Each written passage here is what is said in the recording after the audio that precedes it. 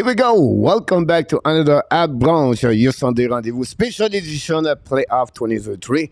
This is episode number 33, and welcome back with us directly from Ottawa, Mr. Marco Larrabee, and directly from Toronto. Back with us, Mr. Enartab. Both of you, welcome in the house on this beautiful, great morning.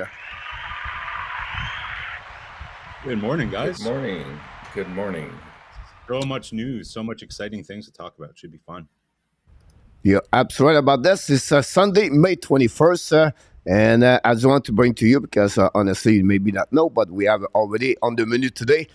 You have to get some kind of Habs hot cake prepared by Mr. Luciano, so GRAZIANO. So if you want to just order, put this on the chat. I want two, maybe three. I don't know how many cake you want, but you have the really nice hot cake to get food this morning. So that's what we got on the menu today. And I can't wait to taste them and feed them, each one of you. So thank Mr. Chef Luciano GRAZIANO. Gracias, our friend, and that's what we got on this beautiful, great morning. We have a lot of people pop up in the house. We have Zeph. Rick Bengal is in the house, ladies and gentlemen. Real deal. Nicolas de Gobi-Bono knocked the door. We have Steve White, welcome in the house, talking about the Toronto Maple Leafs. We're going to talk about them a little bit later. We have Claude Richard from Ottawa, knocked the door too. Welcome, everybody. Don't forget to click on the likes. Today on the program, we have on the great morning, we have, first of all, the Montreal Canadiens, couple of news around the team. We're going to talk about, of course, the Arizona Coyotes, then the Toronto Maple Leafs, and then the NHL playoff 2023. Then a couple of news about the rumor around the league, what's going on, some kind of vacancy to fill up with fun coaches around the day. I'm talking about Columbus, Washington, Pittsburgh, Calgary, and many others. And we're going to talk about this. So really a lot on the program, both of you, to give us some statement, what you're thinking about what is going on around. And then last night, of course, the Florida Panthers beat the Carolina Hurricanes for the second time on overtime. The start was quick one, and then Matthew Tkachuk did it again, and the lead, the Florida Panthers take the lead 2-0, and they'll be back at the Florida Live Arena the next 2 days. Play against the Carolina Hurricanes. Don't forget today, special game afternoon, 3 o'clock on ABC if you live in USA. Game number 2 between the Vegas Golden Knights and, of course, the Dallas Stars. The Vegas take the lead 1-0 with a big W on overtime. And that's what we got so far. So thanks so much, everybody. A lot of comments in the chat with the great Rick Bengal. Make some comments here. Zev Lacat. By the way, I don't know too much, but I believe the Quebec and Halifax play afternoon at 4 o'clock p.m. But I don't know exactly what time the London, again, the Peterborough. Maybe some of you knows what time the game start. But this is their game number 6 of the series. Quebec lead 3-2, and Peterborough lead at 3-2. And, of course, talking about the Peterborough, so let's talking about the first news of the day. I'm talking about the suspension of Owen Beck happening yesterday, 2 days ago, whatever it is. And I want to hear from the comments, yes or no. That was my vote or the poll today on the Hockey Nation Show. So let's start with Marco about this one over there, and then following by Mr. Nartap. So let's talk about Owen Beck for what happening, Mr. Marco. Yeah, so a little surprising, right? Like, I didn't really know this part of Owen Beck's game, but that's two, I guess, pretty, kind of strange incidents in this series alone, like, so he was ejected for an elbow, I believe, in game 1 or something like that. And then there's a slew foot incident in the game against London last time. And guess what? Now he's going to be suspended for the rest of the OHL finals. So huge blow for Peterborough there. He was producing and playing really well. He's an important part of their team. But you know what? Like, I guess it was a slew foot, but like, I understand the OHL is really cracking down on it. It's zero tolerance for slew foots, and I totally understand. But yeah, it seems pretty, I don't know, it seems a little severe for me, like, to have him miss the entirety of the playoffs from here, or the rest of the series. Like in the NHL anyways, when you're suspended in the playoffs, it's weighted differently, right? Like one game is like 3 regular season games. So I'm a little surprised, that he would miss game 7 as well. Player wasn't injured or anything like that. So I don't know. What does this mean about Owen Beck's game? Is he a little kind of like, grittier and kind of a little bit nastier than we thought? I don't buy that. Like, he seems like a pretty chill guy. Maybe it's just bad luck. Like he just kind of a little overtaken by emotion, but something to keep an eye on. Like I don't mind that little bit of snarl. We need more players like that, right? So we'll see how it plays out. Yeah, great comments, Monsieur on the top. Yeah, it was a bit surprising coming from Owen Beck, I have to say. But one thing that we learned with the AHL is they're very, very strict when it comes to enforcing some of their rules and suspensions and looking at those. So, yeah, while 2 games does seem severe, I'm not surprised in the AHL. Now, looking at it from Owen Beck's perspective, it's difficult to say because, at least for myself, I'm just watching clips and I'm watching certain editorials on it and listening to that as well. So you don't see the game in its entirety. So I don't know if this is part of his character or it's just a buildup of a number of things that may have happened in this series that we're not aware of, not being at in the moment at the time, right? But the one thing I will say is he knows what the rules are. He knows that he's responsible for his own actions. That slew foot, there's no question about it. I mean, to use your right hand to bring the defender into you and then swing your right leg. I mean, that's an obvious. That's the pure definition of slew footing. So I'm not surprised by the consequence of it. Maybe the amount, but it is the AHL. And like I said, they are a little bit more strict. Great comments for C. White in the chat. Like he mentioned, like this is his second major during that series the London Knights. So if you follow accumulate what he did during the playoff for that, I think that's what the reason he paid the price too. He get around the first time, right? He did not get suspension for the first major. Some people thought he's going to get that one, but he did not get this.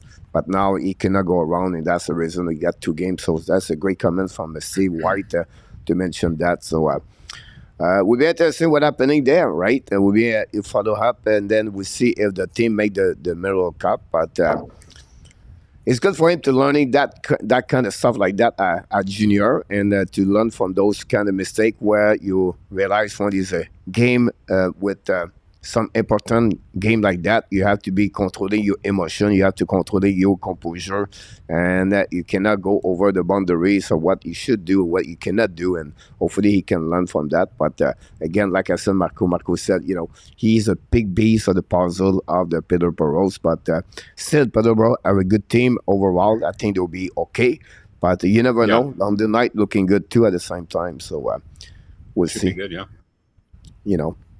About that. So we have a few people knock the door, so thank you so much for everybody to knock the door. I'm going to give you one more thing for the Montreal Canadiens, and I make the video all week about Montembeault. I don't know, looked like it was the week of Montembeault for the Montreal Canadiens. First of all, I consider him maybe the goaltender number 1 for next year. Maybe not as a goaltender number 1 in NHL right away, but I think he could become a goaltender number 1 if he continues to improve and develop. And you see with Team Canada before, what the next couple of first 2 games he did with Team Canada. Then I talked about him for an extension for this summer and not wait for the upcoming next year because he become a UFA. He have a 2 years contract at $1 million. So it's really cheap if you think about this compared to Jake Allen. So here's my question to you, and starting with in our top, what Montreal should do with Montembeault. Did he sign him an extension right away? If it is the case, how many years and how much money he should get, and for that proposal for the can use in July this year? Well, at this stage, Coach, I mean, I don't think Montreal has much of a choice, obviously, right? I think they're pleased with his progress from the previous year. They saw that, single-handedly, when Allen went down, he took over the reins, and you can probably, down the stretch, consider him your number 1 over Allen, based on what we saw at the end. We saw a bit of a regression in Allen, and Montembeault kept building on his numbers and keeping Montreal in most of the games, even though they had a rough finish to the end of the year. I think without a doubt you have to sign him.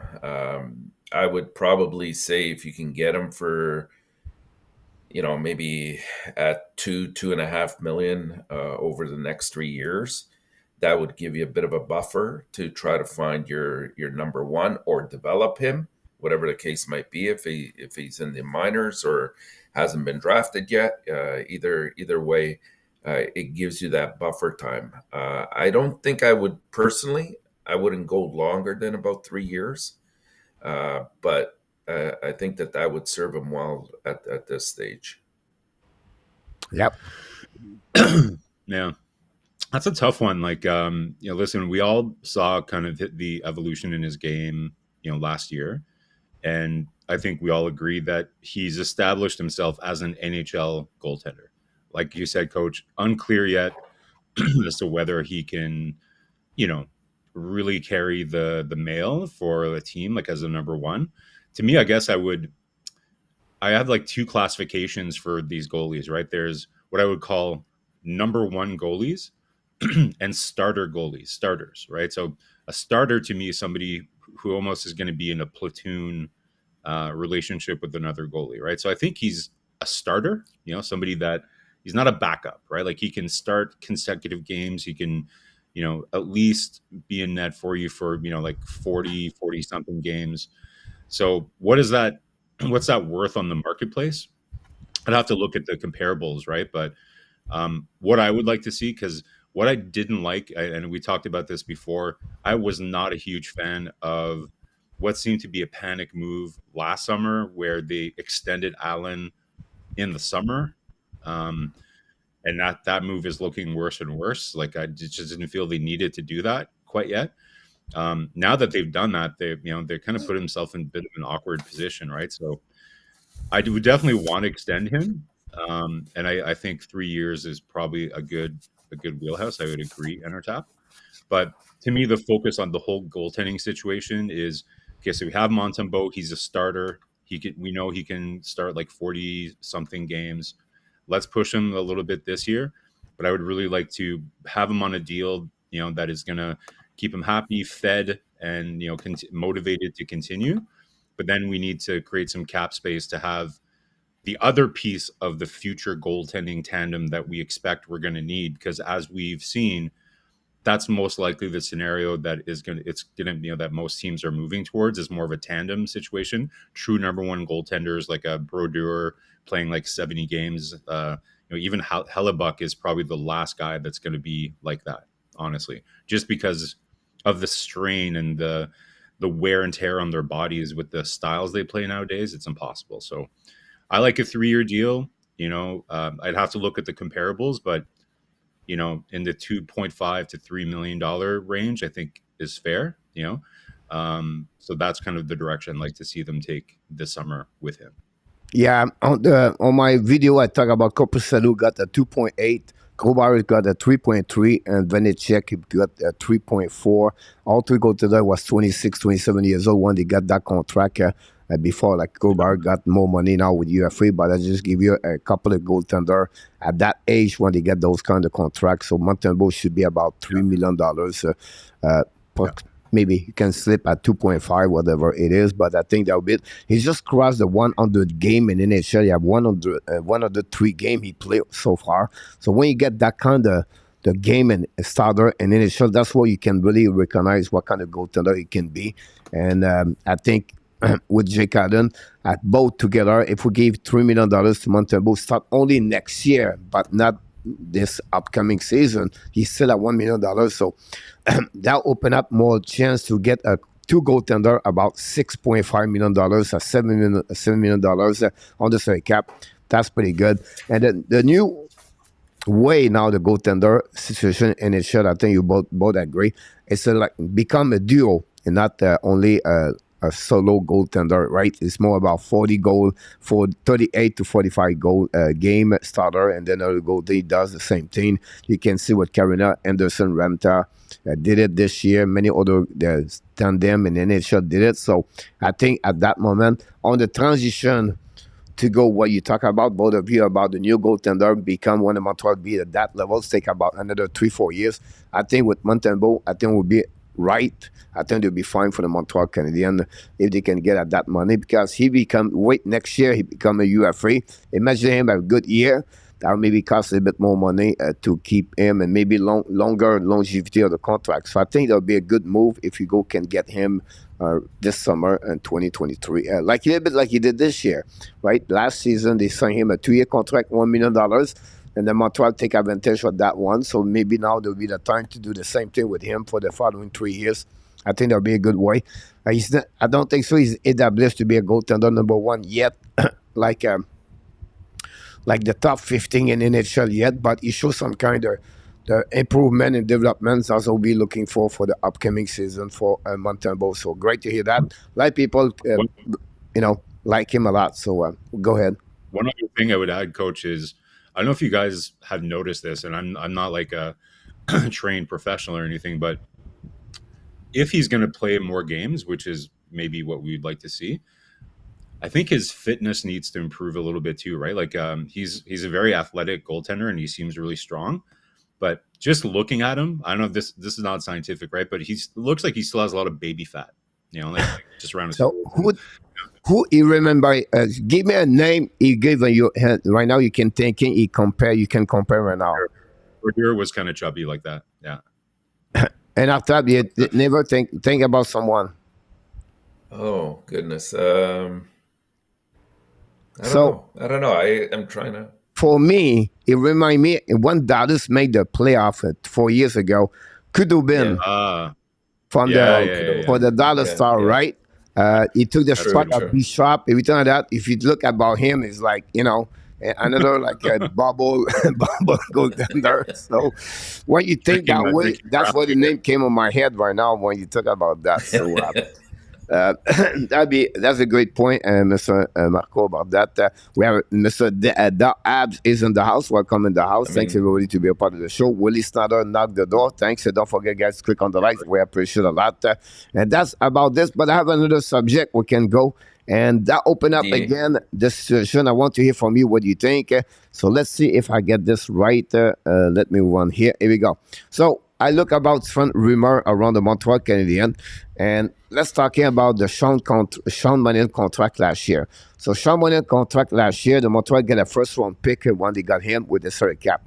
Montreal could be that direction over there, and could add Matt Murray for 1 more year before he become UFA. And at that moment, with Matt Murray, with Montembeault sign it, that open up now to send Jake Allen at some point at $3.8 million for the next 2 years. That open up another good trade they can get in return, one of many goaltender or many teams looking for a good goaltender. And Montreal can get that kind of contract, they can go. So point to you, and I would like to hear that. Do you think that Montreal could get a goalie like Matt Murray that open up a lot more money for the Toronto Maple Leafs, what they're looking for? And unfortunately for them, with the Wolf and now Samson up or RFA, they have an extra goaltender they don't need anymore. And then Matt Murray could become a team looking for that kind of trait. So what do you think about that rumor we heard? What's the shark? Like, what does the Sharks have to do with it? Why do you have the Sharks logo there? This will be the second rumor. Okay. Yeah. Okay. All right. Well, for this one, like, again, we'll talk about the Leaf situation in a minute, but at the draft last year, in order to get rid of the Mrazek contract, they traded down their first pick, right? So yeah, it's a different management team that we're going to see, but if the philosophy is the same, then that is a plausible thing that they might look to do. It would make 100% sense for them to do that. Montreal will be in a position to absorb a contract like that. No, I just want to add this because now you bring another door. They have the draft pick of Boston Bruins, and I think Boston Bruins are 24, 25th in the draft. If Montreal become 31, 32, they could make a trade like that where they get Matt Murray, and now they trade the 31, or they keep the 32, and they give the number 37 they have, and then they get number 24, and they come that. So I just want to add this, Marco, consider you're on the right path. Yeah. No, that's all kinds of different machinations and shell games can happen, but that makes sense, right? Like, they'll need to relieve some cap space. Now, the Leafs are going to have a lot, like they're going to be freeing up some money because there's a lot of like free agents, UFAs, and stuff like that, right? So, but again, like we'll talk, I don't know if we'll be talking about it, but it looks like they're going to be moving one of their core four, which will free up more cap space. But we'll see. It really depends what the roster design and construction that the new management team wants. But this is dead money, right? Like, Wall definitely. And by the way, I think he likes his name to be pronounced Wool, so I'll try to remember that. But Wool, I think, showed that he likes, that he's ready to play, right? And I don't see him returning to the Marlies next year at all.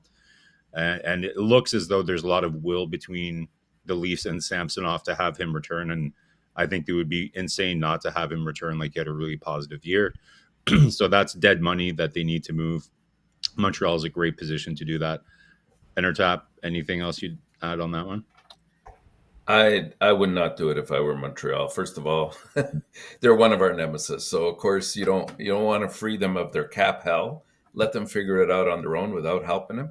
And the only reason I say that is because Toronto right now, in order to pull off something like this, you have to have some assets coming back the other way.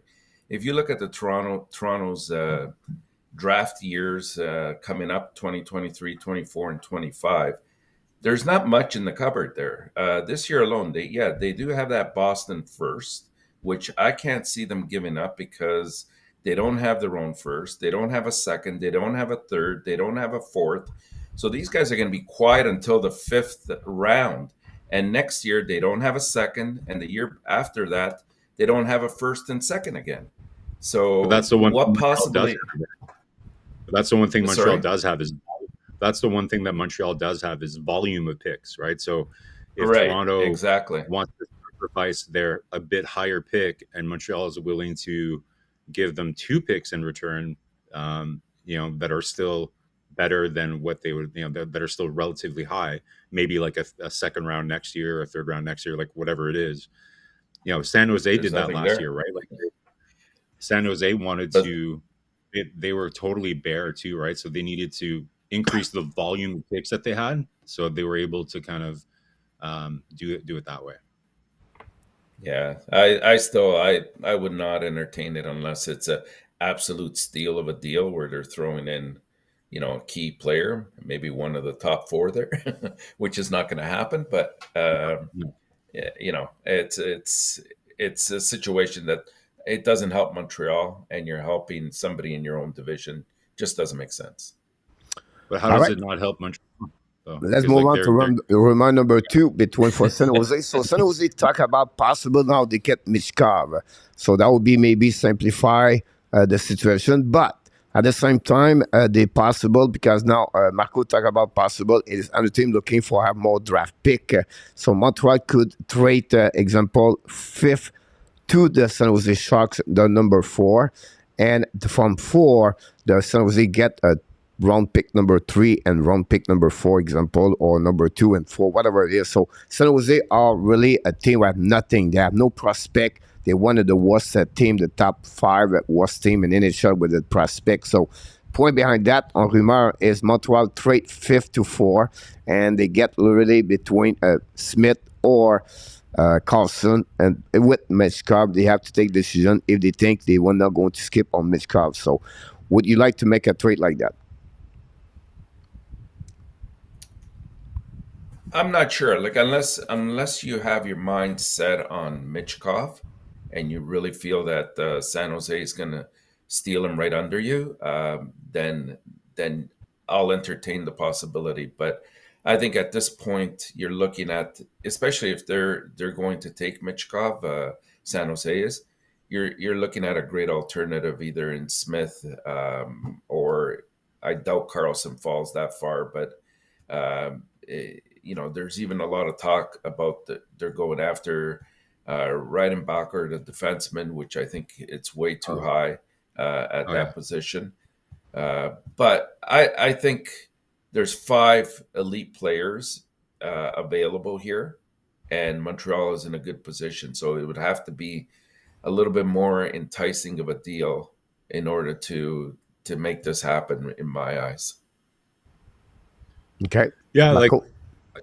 listen, I'm with Tap, right? Like if there's a way for Ken Hughes to still get what Montreal feels strongly is an elite player, and they can move and get another asset somehow, they would be crazy not to do it, right? So again, we just don't know kind of what their list is and what they're valuing and what they're seeing. So we'll see. But like, yeah, like you know, that's what they're looking to do, man. They're looking to add value if they can get what they need at the spot, and they feel that that another team is going to give them something in order, and they can still secure that. Then I don't see any reason why they wouldn't pull the trigger on that.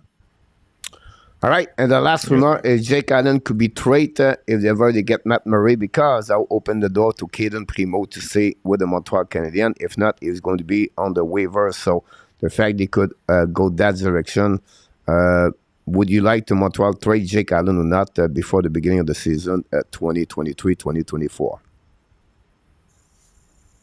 For sure. Like I wasn't a big fan of them extending him. Like I know how important he is and how valuable he is in the locker room, but I think if they can, even if it's a modest return, I think they should do that for sure.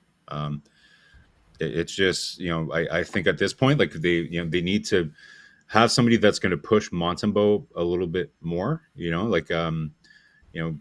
I think if you look at his numbers, like he's barely a 900 save percentage guy, right? So he's a good guy. We love him. He's a good person, and he adds value to the room. But if another team sees value in him and are willing to take him, then to me, I pull the trigger on that right away. That's great. And on that. Yeah, if the return is good, I would definitely agree with that, Marco.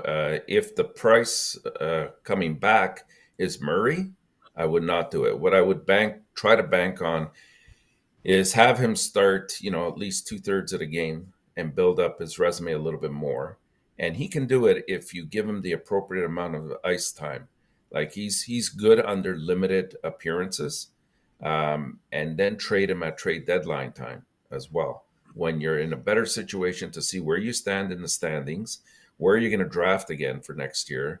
And if you need to sort of sink a little bit in the standings, I mean, a move like that might just help out in that process. I'm just worried anybody coming in, does it fit, the culture that we talk about so much, and that Martin St. Louis has tried to establish over the years. At least you know what you're getting in Allen. And then if you can get, usually at trade deadline time, there's always a team that's pretty desperate for a goalie, be it they don't have they have an injury, or they just need a solid backup, or whatever the case might be. So you might be able to get a little bit more if you're just a little bit patient and try to build up his numbers a little bit until then. All right, that's conclude, guys, everything about the Montreal Canadiens. So we have a couple of things to talk about. We have 30 minutes to go, so we try to say what we get to do. Very quickly, maybe a 2-3 minutes about the Arizona Coyotes. The vote was no, it was confirmed, and that's make that franchise a bit shaky, and what's going to happen in the future, we don't know yet, but we know they're going to return for one more year in Modern Arena. But with that, it's happening more stuff. Now we heard like the fact like some player is upset. Some people want to know what's going on, and make that kind of the pressure on the owners over there, on the CEO and the NHL, and maybe it's the time to be the end of this story over there. But I wanted to hear a little bit, 1 minute each of you, what do you think about the Coyotes? Maybe you're thinking what is going to be the next thing for them. What a sad state of affairs. You feel bad, like feel bad for the fans there. Like, there are good fans there, right? Like there's still people that like to watch hockey, and so you feel bad for them.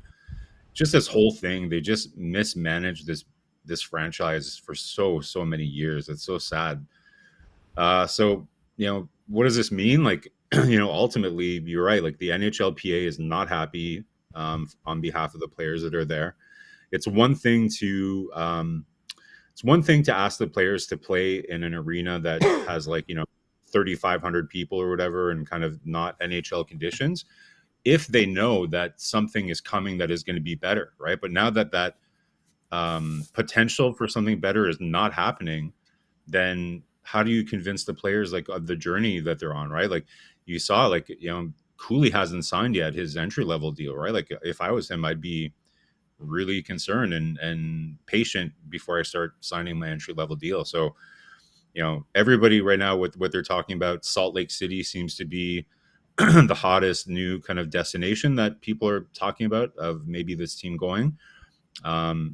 I think I heard I can't remember where, but apparently one of the owners or some rich guy, I don't remember who it is, Sacramento. I don't know, but I can't remember. But he basically responded to a tweet where somebody said, "Hey, there should be a team in Salt Lake City," and this guy said, "Already in progress." Right. So I don't know. We'll see what happens, but yeah, to me, I just don't see any long-term future here, and it's too bad. It's a good market. Like there's people there that like hockey. If you remember back, like when Jeremy Roenick was there, they had the whiteouts. They continued that tradition that was in Winnipeg, and they were full. Like there was big crowds there, right? They just haven't been able to make it work. It's not because of lack of interest or lack of fans. It's completely just mismanagement, greed, politics, everything that you can think of that made it go wrong has went wrong. So to me, it's time to move on. And after that, yeah, I was really surprised by it as well. Although when you put it all together, maybe I shouldn't have been. I just was going mostly by a lot of the reactions by the ownership, the players, the NHL itself with Gary, and all indicators pointed to the fact that this was just a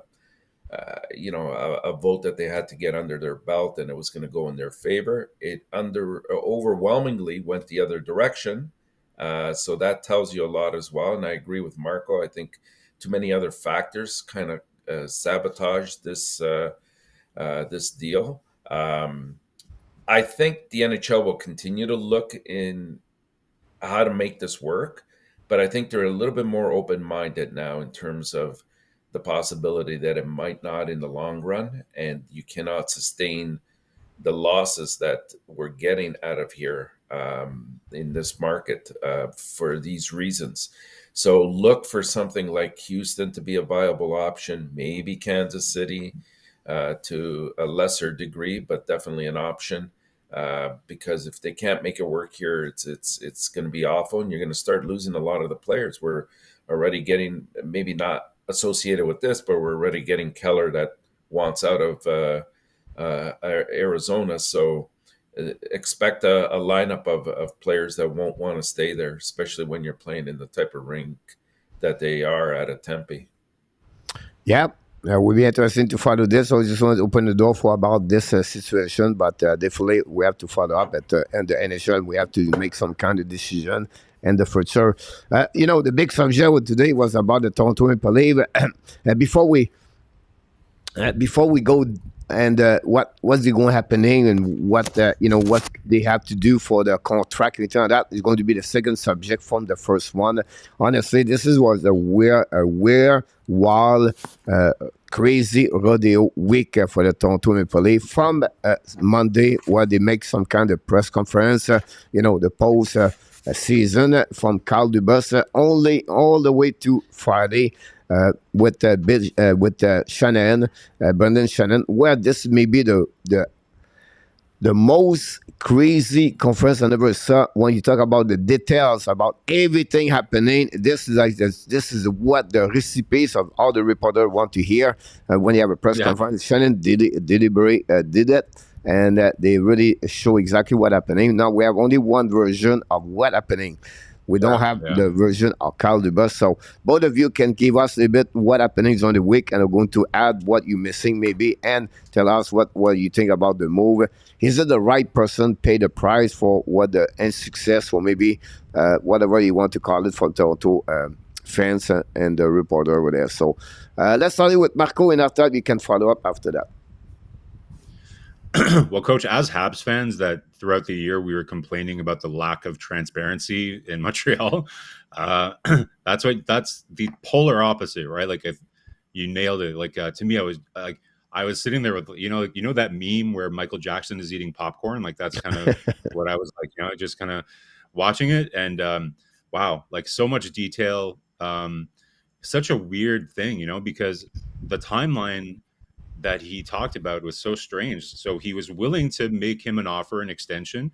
You're right. DUBAS had a very open, press conference where he was, very honest about struggles with his family, the pressure, and everything in Toronto, and that he needed some time to talk to his family. But then, he had went to Shanahan and said, you know what, I'm willing to do it. But then his agent a couple minutes later sends an email saying, okay, we're willing to do it, but then they're asking for more money, right? So there's a lot of ways that you can interpret this, right? Shanahan made it. It's really what it came down to is Shanahan on the surface is saying, yeah, I just wasn't 100% confident that he was going to stay. But if you really look at the timeline, it's really the money. Really, that's what it comes down to, which is really surprising, right? Because MLSE that owns the Toronto Maple Leafs, like they have tons of money. It's weird that they're willing to offer him a contract, but then they walk away from him just for that. And who knows what the amount was.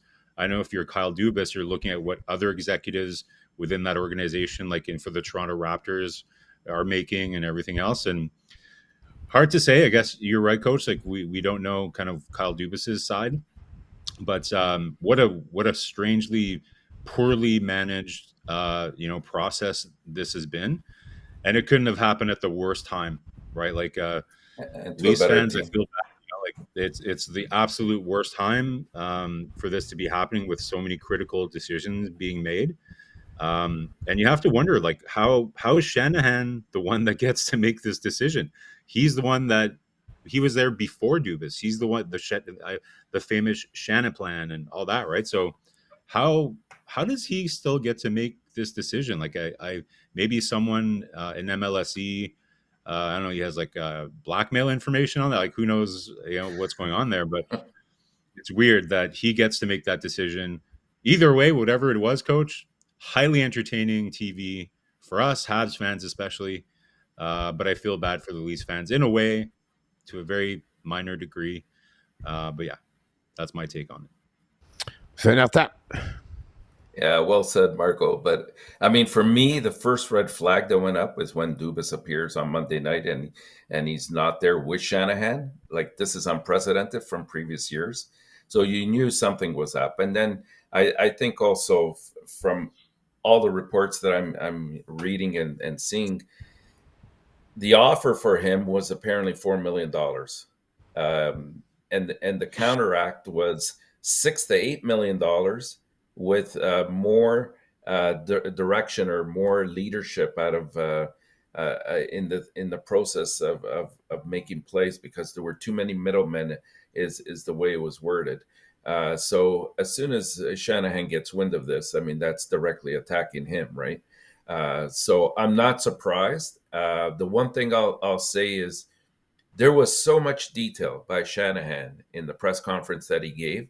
And I've always been told, beware of the person that gives too many details because there is a whole slew of lies going on to try to validate that lie that's coming out. So I agree. We've only heard one side of this.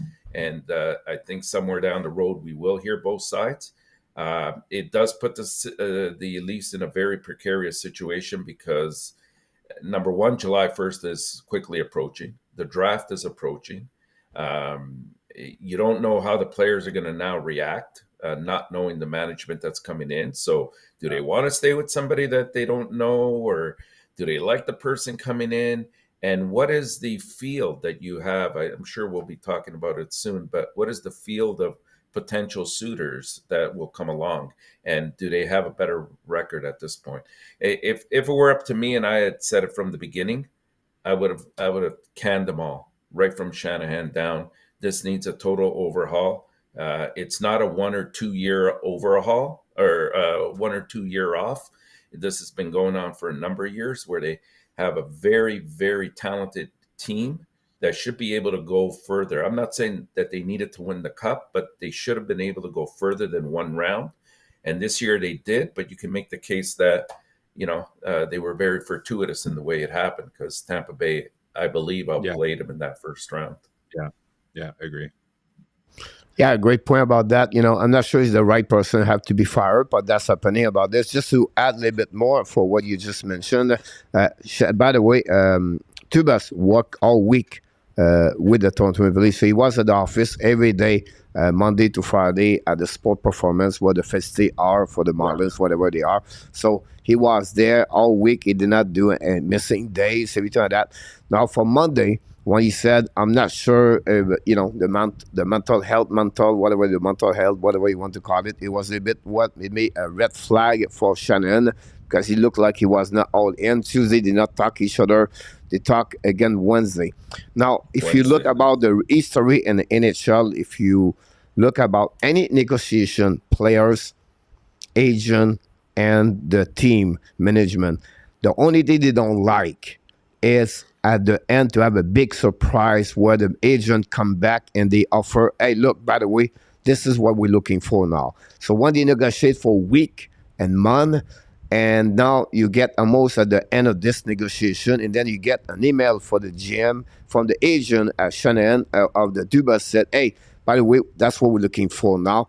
This is what you piss off the management and any team. It's not only Toronto, but this is something where they don't like to have big surprise. They like to negotiate. They want to take time, but they don't want to have a turnover, flip, a 360, whatever you want to call it. And that's what Shannon got pissed off after that one over there.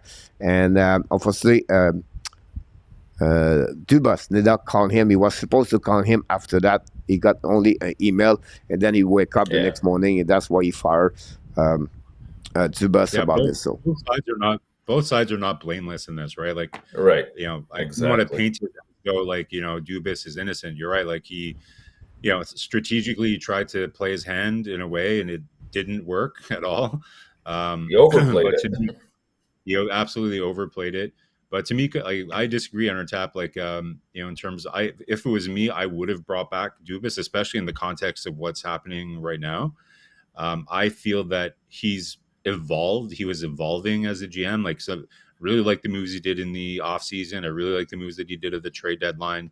He was showing for the first time that he was willing to be adaptable and evolve from his original plan. Now, did it take too long? Yes, but he was getting there, right? And to me, and we talked about this, I think, on last week, Coach, the true people that are responsible for the failure are the players. They're the ones that did not deliver, right? Absolutely. So really, at the end of your press conference, he, to me, he continued to show the evolution in his thinking and saying, you know what, like we tried to give them all this forecast. I've tried all kinds of different things. I am willing now to kind of, trade one of those guys when he was asked directly, right? So now again, if I was a Leafs fan, I would be freaking out that they didn't try to trade for Matthew Tkachuk last year when he was available. Like that is the exact player that they would have needed. And we're seeing the impact that he has on Florida right now. Now, there's not many Matthew Tkachuks in the NHL. So, but Mitch, whether it's Mitch Marner or Matthews, that type of player could get you a player like that. But problem is there's not many other Matthew Tkachuks. The other one is called, is another Tkachuk, and I don't think they're going to be getting him from Ottawa, right? So, I would have brought DUBAS back. Like, I think he was the right man for the job with the sensitivity and timing of what the decisions they need to make right now. What are they going to do, man? It's like things are happening so fast. Like right now, the transitional team, which I get, what's his name again? It's Brandon Pridham. Pridham. Yeah. Like Jason Spezza, I think, actually tendered his resignation as well, right? You have Haley Wickenheiser. You've got Haley Wickenheiser. You've got what's his name? Like Cliff Fletcher is a senior. What? Eric Tulsky. Yeah. Then you have Cliff Fletcher that's still a senior advisor there. Like, so I think it's going to be this interim team because, again, think about it logically, guys. Whoever the external candidate's going to be, they don't have time to come in at this point, less than 5 weeks away, to come in and analyze the situation, I would be shocked. Like, to me, Shanahan is going to be calling the shots, working with the transitional management team, and I think they're going to have to go from there. There's no way that they bring in a GM to make critical decisions on, do we re-up Matthews? Do we re-up Nylander? What do we do with Marner with his no trade protection coming up? Like, these are critical, like, franchise altering decisions. Are you going to bring in somebody that's still in their HR orientation to make those decisions? There's no way. You can't do it. So I want to give you a little bit, a Photoshop of what's going on with Toronto Maple Leafs. You can give us what you think is going to happen. So you just now move on for the next step, and it's about this. Not talk about this, but what they have right now, they have 2 first-round pick in the next 3 years. They have 0 second-round pick in the next 3 years. Excuse me. That's what they got so far. They have 10 player UFA right now. Kerfoot, Bonding, O'Reilly. But we have Calf and we have Luciano. You have others, but not the second. They have 11. They have 11 in total. Yeah, that's counted with Victor Mete, by the way. So RFA is Samsonov only is RFA. They have another player, but again, it's just at the same level, and they have set up the 4-player core. I think for me, they're missing 2 defensemen. The trade bait for me is Murray and Brody, in my opinion. And then the contract extension is going to be now, the next 5 years, is going to be Matthews Nylander. So this is a bit what I saw when I did a Photoshop. The salary cap is over right now. We have some kind of injury reserve, everything like that. But because all the money get out with UFA, they're going to be under the salary cap for sure. So I just want to show to you what's going on. Maybe give us an idea. What would be the next step? What would be the most urgency things to do for the Toronto Maple Leafs, of what you can see or what they can need to do to fill up that team at some point? So let's talk it with enough tap on that one. Well, I don't know if Shanahan's really going to go solo here and continue with this. I know he's got a team that he can rely on to help out, but I think the choice for GM will be made very soon. It'll probably be made before the July 1st deadline, and they need, contrary to what I know, he's leaving all his options open, but contrary to what's been said, they will bring in an experienced person. So that brings us, I think, to one of 3 possible people. One of them being Brad Treliving, who's probably the most experienced of the ones that are out there. He doesn't come without his faults, of course. We all saw what happened with the Tkachuk and Gaudreau situation, and that's facing the Leafs right now with both Matthews and Marner down the road. So has he learned from that? We'll wait and see. But he has managed a Canadian team before, so he understands those dynamics. He has managed, nothing compares, I guess, to the Toronto and Montreal markets, but Calgary is a pretty big market as well. So he knows how to handle that situation. So I think he's the front runner. I know there's been a lot of talk about maybe Bergevin coming in, but I see him maybe going either to Calgary or secondarily to Pittsburgh if it doesn't happen there. But I don't see it coming back to him here. The other ones that are in the running, it's going to be tough because they all have just as many liabilities as they do assets, and a couple of them are very young as well. So I can't see them going down that well again and going with an inexperienced GM. So yeah, they're in a difficult situation, and you can see right in front of you there on the list, a lot of things to take care of, and they need to be coordinated in terms of the draft, in terms of where they're going to be selecting. I know they don't have many picks, especially this year. Like I said, they only have the Boston pick, and then they have nothing until the 5th round. So they sort of get a mulligan that way, that they don't have to really get into the draft that deep this year. But you got to create some cap space first. And so that means addressing some of these UFAs and RFAs that are there. And then down the road, put in something in place that is sustainable over the next, 10 years, I would say. Coach, looking at this list though, like, so a couple things to add, right? So for trade bait, one of the core four is 100% trade bait. In addition to Brody, for sure, like they're one of those guys is going to go. One thing that's not on here too is the fact that Mitch Marner, as of July 1st, his no movement clause kicks in on July 1st. So you have to kind of decide In what you're July, going to yeah. do before then, right? So, like I said, like Intertap respectfully, maybe that's what will happen, but that I think that would be such a huge mistake. Like, think of it like here's a metaphor, right? Like you're a company and you are in the process of launching a brand new product that is going to, it's the future of your company, right? And with 5 weeks to go, you have all these important decisions to make before you launch the product. And you decide, you know what, we're going to bring a brand new president, and he's going to have to make crucial decisions about what the product will be. We're still going to go ahead and launch it in 5 weeks. You would be laughed out. Like it wouldn't make, you just couldn't do that, right? Like the existing Yeah, but management team.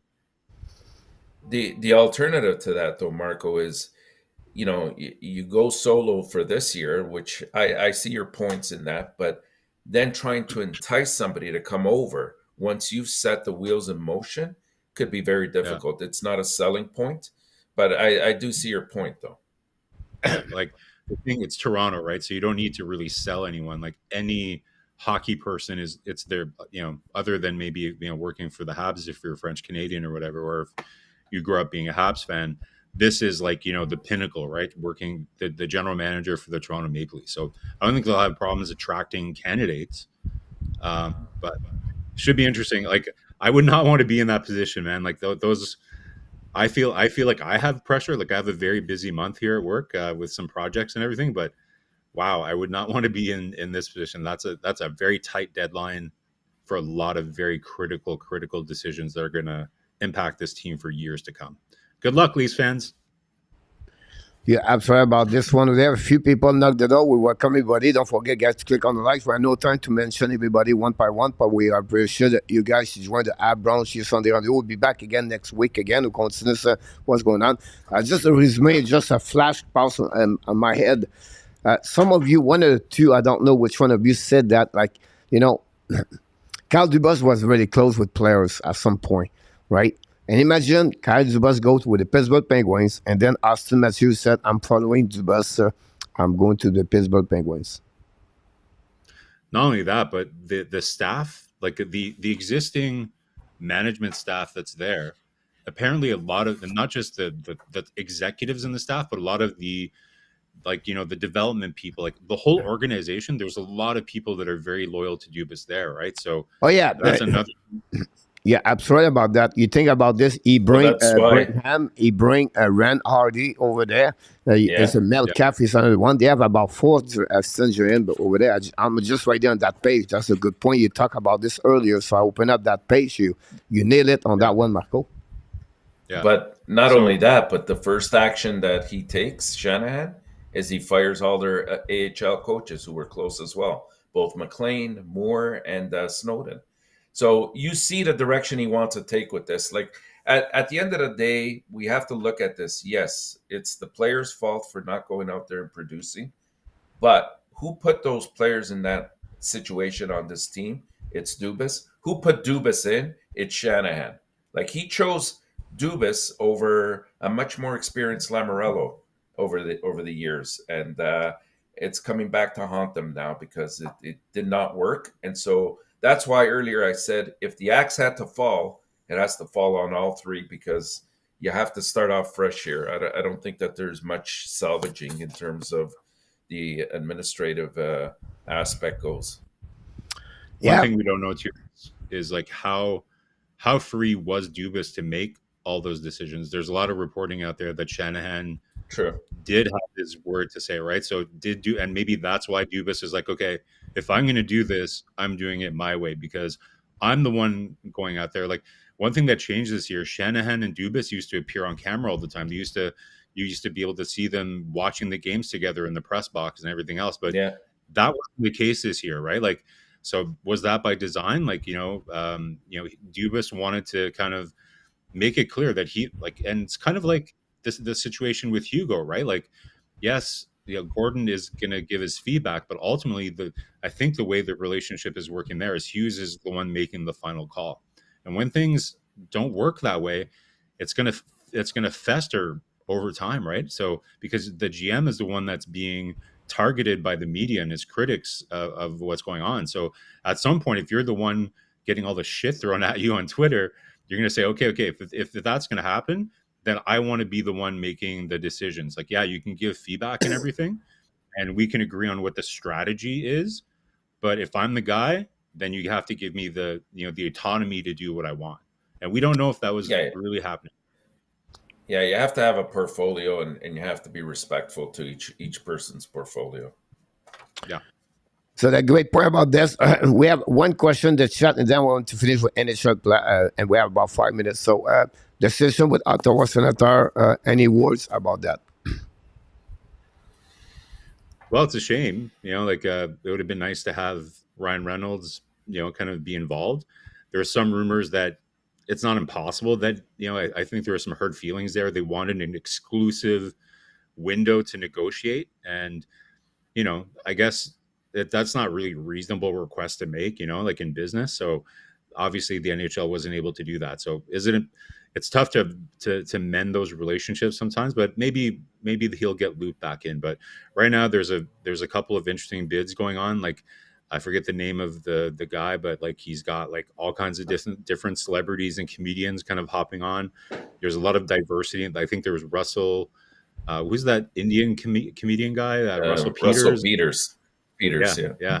yeah. So very interesting. In Ottawa, I live in Ottawa, as you guys know. So it's exciting for the city to we hope that whoever it's going to be, they're going to bring the rink back downtown where it should be at LeBreton Flats.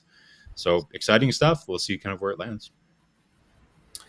Yeah, I think the mistake here is being made at the NHL level, right? I think Bedman is sort of listing himself outside of the market, because had he accepted had they accepted I think it was at one point 750 million or 800 million, this would have been a done deal. But it's been upped. We're currently at just over 1.1 billion that they're asking for in the NHL, and that doesn't guarantee you yet. So you can't keep moving, the posts on a weekly basis and expect somebody to say, this is a serious organization that I want to invest all this money in.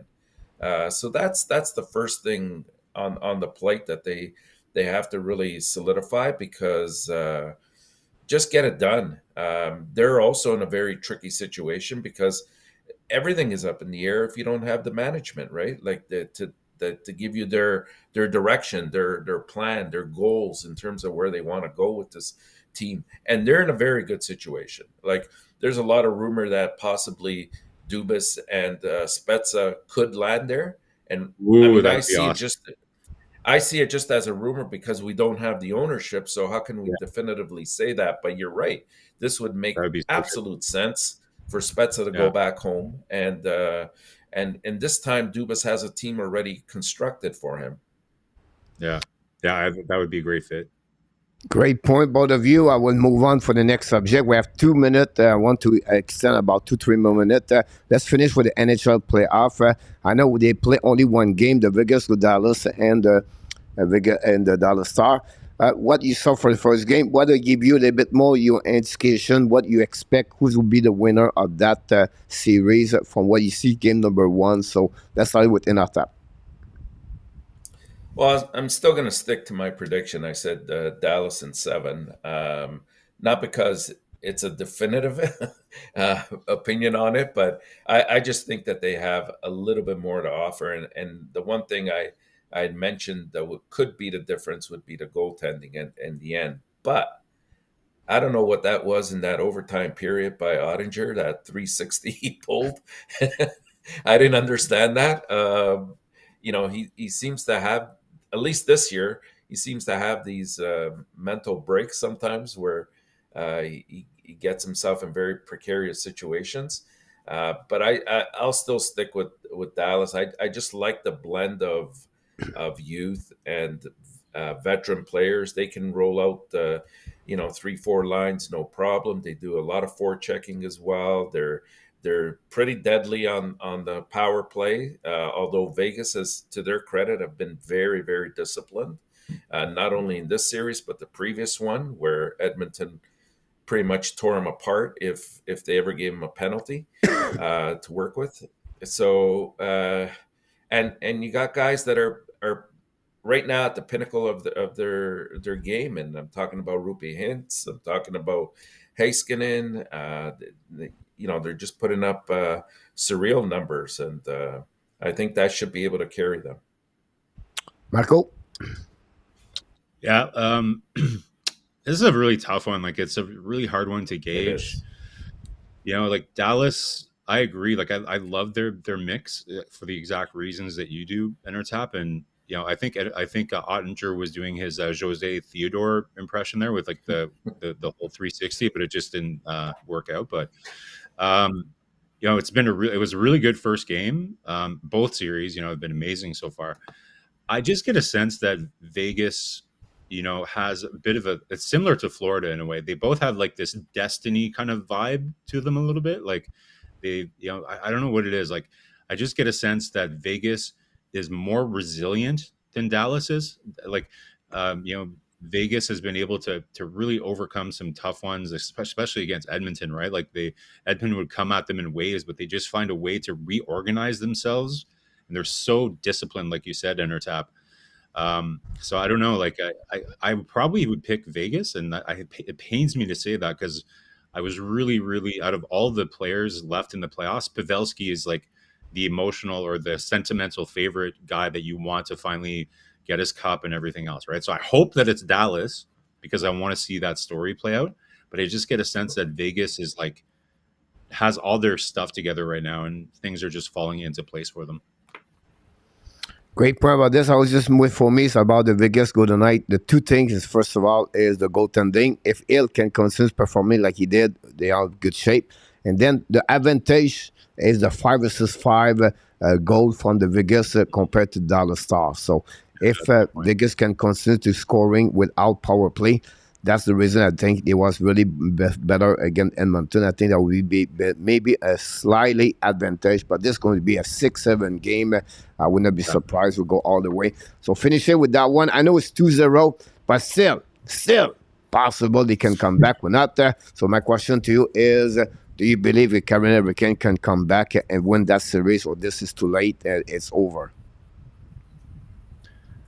Well, Coach, like whoever, I know there was a lot of people, including in our community here, that were disappointed and like, these teams, like, they're all from the South, like whatever it is that they were saying. But honestly, these last two games have just been so fun to watch. Like the hockey, very high level hockey game, the way the game should be played, in my opinion. Like that, like if we could see hockey like that all the time, I'd be a happy man. So great, similar to what I was just saying, like, and I've joked around this before, right? Like you can't kill the Florida Panthers. There's just something about them. There's magic in there. I don't know what, like, it's just one of those magical things, destiny kind of team. So which destiny, but usually what we see with this, Coach, is the team of destiny makes it to the final and then they turn into a pumpkin in the final, right? Whether it's Montreal, Dallas a couple of years ago, they were kind of like a Cinderella team, and then they lost in 5 as well. So that's the formula that we've seen, right? Like this magical meteoric rise to the final and it's destiny, and then they just poop out in the final. So I don't know if it's going to be like that again, but I just don't see anything stopping Florida right now. Lucky Clovers everywhere. I just it's going to be maybe like 6 games, but that's how I see it happen. And now, Tap, the final words about that series. Yeah, the funny thing is, though, Barco, if we look at the 4 teams, I would say 3 of them are probably Cinderella stories. To differing degrees, of course, but you're absolutely right. So sometimes they spend themselves so much that you don't have anything in the tank at the end. But I still like Florida's chances here. I think they're so tenacious on the forecheck that it's making life difficult for Carolina. And I'll just end off with one word: Bobrovsky. Oh, Well said about that. I don't think Panthers, they screw my pick with the Montreal Canadiens. I hate them right now because of that one. Otherwise, I'm good with them. But it's fun to watch. I think, Marco, the new style of hockey play up. That's what's happening right now. That's what we're looking for. It's a two good team, and it's not about anymore like the physicality only, like fight, everything like that. The game changing now, and that's what we're looking for. No blowout. And whatever it's 1-1, 2-2, 3-2, whatever it is, we saw two good teams and performing. That's what we're looking for as hockey fans. One, like Enartap said, we're not part of the show anymore. We're just watching, and that's what we're looking for. So that's a great morning, guys. Hopefully, everybody, it was a great time. We thank all the moderators and the chat. We thank everybody in the chat. Of course, you have a great knowledge, comments, and the posts in the chat. And of course, we want to thank both co-hosts of this morning show, Mr. Enartap and Mr. Marco Larrabee. Both of you, thanks so much to join the Hockey National show for another at Brunch, your Sunday rendezvous. Don't forget, we'll be back next Sunday with more news. Maybe we already know who is going to be in the Stanley Final Cup at that moment. They play all week, guys, at 8 o'clock. But don't forget, the game afternoon, 3 o'clock Eastern Time, p.m. The Vegas, all the dollar star. Last word, both of you, one at a time. Tell me what you're looking for this week or something specific you're looking for. Enartap. Okay, I'm just looking forward to the Memorial Cup coming up. I think it's going to be very exciting. I like that. With some great competition, and I expect these playoffs, both series, I expect them to go at least 6. Marco?